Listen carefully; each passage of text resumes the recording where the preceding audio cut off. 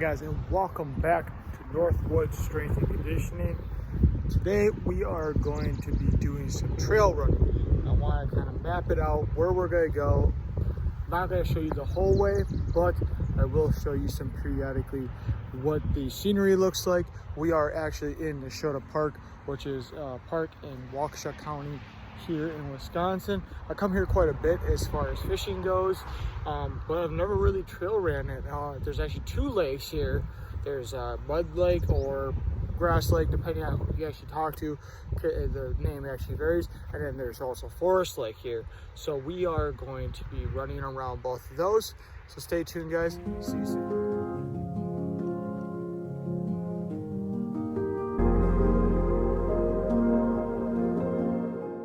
So about a mile and a quarter in, I'm feeling it. I'm not a very good trail runner. It's completely different from actually running concrete paths. Just slowly trying to build back up. But as somebody who's done it all, as far as fitness goes, did powerlifting, did at one point thought I wanted to do bodybuilding, did bodybuilding splits, played football, was an athlete. Is something that I've always held true to myself. So getting back into running, I've really challenged myself in many different ways. So, take these out so I can hear you. So, for me, getting back into this, it's like trying to actually pick up the pieces of the puzzle that were broken. So, I know the formula for success is actually just get in there. For all you out there that want to give trail running a go, it's a process. You have to start really slow and build your way up. So I got 3 keys for your success as a trail runner. Number 1 is pace yourself. It's not a race. Anybody can go on a concrete path and run a sub 8 mile or even lower. But doing this on a trail, uneven surface, up and down terrain is completely different. So pace yourself. Start by understanding the trail. So as I said before, I fish this a lot. So I know the terrain. So I would recommend start by walking it. Time yourself walking, monitor your heart rate, all that stuff. Then power walk to the terrain, that way you can understand it. Then slowly build up to a jog, then to a run, so on and so forth. Next is getting your diet in check, and this should be number 1, but as far as safety reasons, I put that one first. So for nutrition, understand your body. For me, being a runner, a majority of my life, running a lot, playing football, always was a physically active kid, like to run, like to ride my bike, all that stuff. I always knew how my body operated. For me, running on an empty stomach, not necessarily biking, but just running, seems to work a little bit better for me. This could be right away in the morning. This could be that lag period between lunch and dinner, and now obviously that lag period, my stomach isn't empty. I have food in it from eating lunch and having a little snack, but I feel like when I don't have stuff jiggling around in there, whether it be too much water, too much food, seems to work a little bit better for me. Also, eating clean.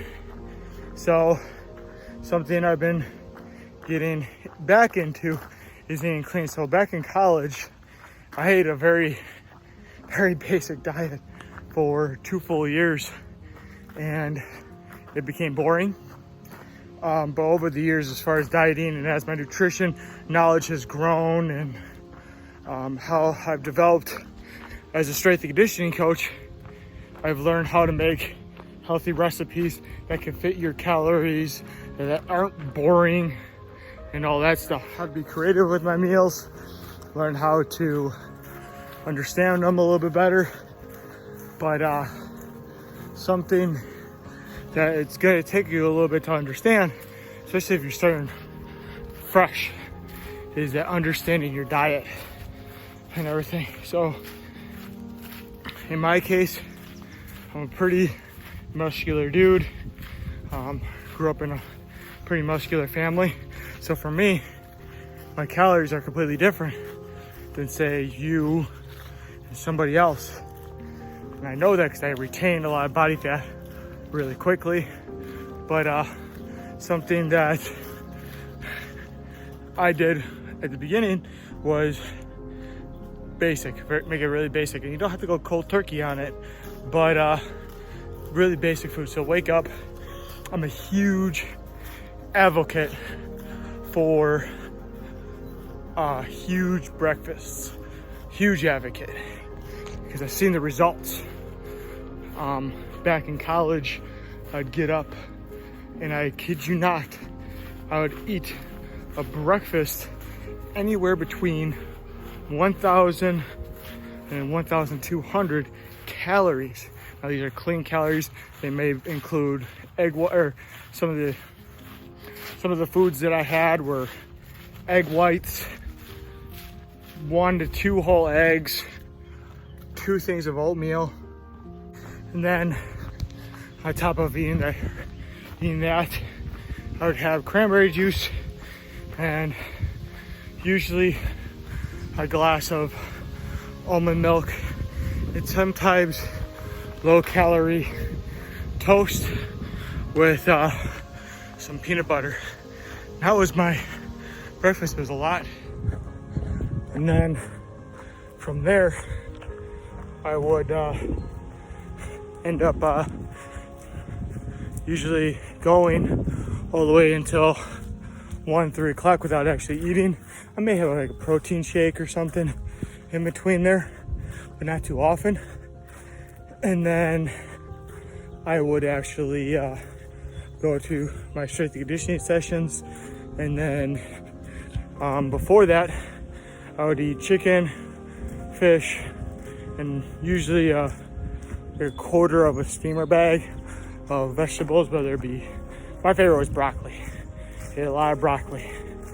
And then I would go, come back home, and with strength and conditioning being who I am, being pretty active with it, I would come home and right before I lifted, I would have like some kind of sugary candy, whether it be my favorite Sour Patch Kids or just sour candy in general. I would have some of those, and from there, go to the gym, take my pre-workout. That insulin spike helped elevate my performance in the gym, which I really needed after a long day of both school and other stuff. Come back home, and I usually eat a complex carb, whether a lot of times with potato or rice. I was a huge fan of sweet potato, chicken majority of the time, and then more steamed vegetables. And that was really my diet. And it got really boring, but now that I've learned how to be creative in the kitchen, definitely take a look at creative, healthy recipes. For me, being an outdoorsman and eating a lot of stuff that comes from the wild, I tend to look at recipes that include venison, other stuff like that. But I would also look at a bunch of other stuff too. So something for me that was very, very helpful was just learning a little bit more about my diet and what to eat and all that stuff. It's been a huge game changer.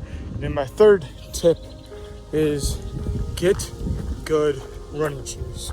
for trail running.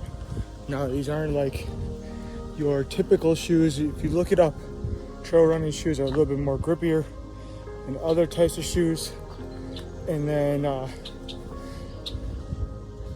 they are also different from other shoes too, and style and a lot of different other stuff. So definitely look at those, because those can make a huge difference in your actual game. I'm actually a little bit tired right now. I'm actually just on this old pier, kind of just looking at the surroundings, looking at everything. It's absolutely beautiful scenery. Those are my 3 tips for a successful trail run and how to improve on them. Now, this isn't scientifically based by any means. This is the stuff that I've learned over the years that you guys can take and use in your own way. And definitely, I always encourage people to take what others say and learn off of them and help build your knowledge, especially as it comes to fitness. And a lot of people don't have that actual mindset, which is pretty sad. But I feel like when you get a collaboration of great ideas from other, or not just yourself, but other people, it can make for a recipe to achieve something great. So we're gonna continue running here, guys, and just enjoy this. I only have a little bit more left to go, so let's get to it. So there you have it, guys. So we are officially done with the trail run. I will put the picture up on the screen. That way you guys can actually see what I actually did. The first part went absolutely fabulous. I was on a good pace. I felt really good. And then after that, it was just downhill really quickly. As you can see, I'll put up 3 different pictures, and I've actually stopped and ended my run 3 different times. What I ended up doing was I stopped the first time because I was just taking in the scenery, and then the second time I stopped is just because I just felt like I had nothing left in the tank, and I needed to kind of slow myself down. So I ended it, and then I ended up just walking the rest. It was a really good time. I was kind of idiot about it because, you know, it's like 110 right now, and I have a sweatshirt on, and it is like 85, 86 degrees outside with the sun straight up beating down on you. Yeah, that sucks when you are in full sweat gear. Not my smartest decision, but it's just what I had in my car at the time. Ended up fishing this morning, and then transitioning and saying, hey, I wanted to go on a trail run. So guys, I hope you liked this style of video.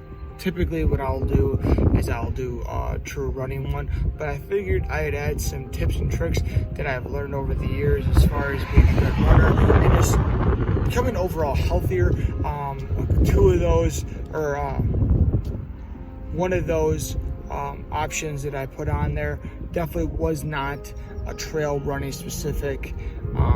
After you guys did like this video and did like this style of video, please subscribe and like, and maybe even leave a comment down below.